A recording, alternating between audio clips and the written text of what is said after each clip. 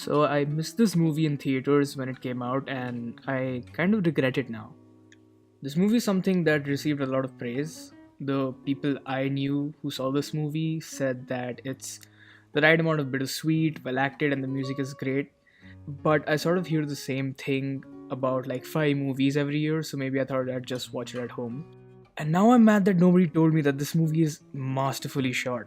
Great cinematography is very hard to come by in films these days, especially Hindi films.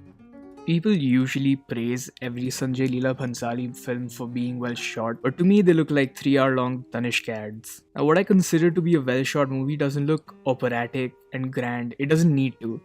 It's really just the opposite. I want the movie to look like it took the little things very seriously and built on that.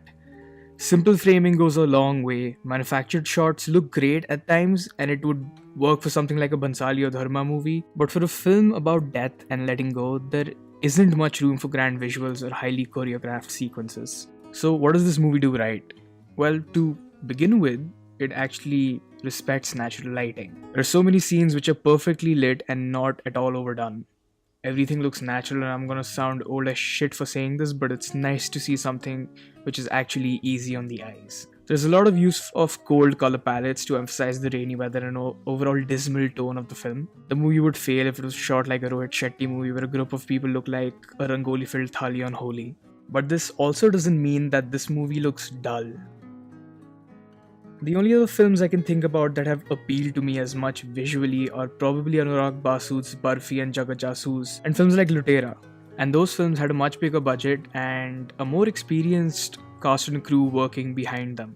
This is a small movie that leaves an impression because it actually looks like someone put in a lot of effort because they actually cared about what they were doing.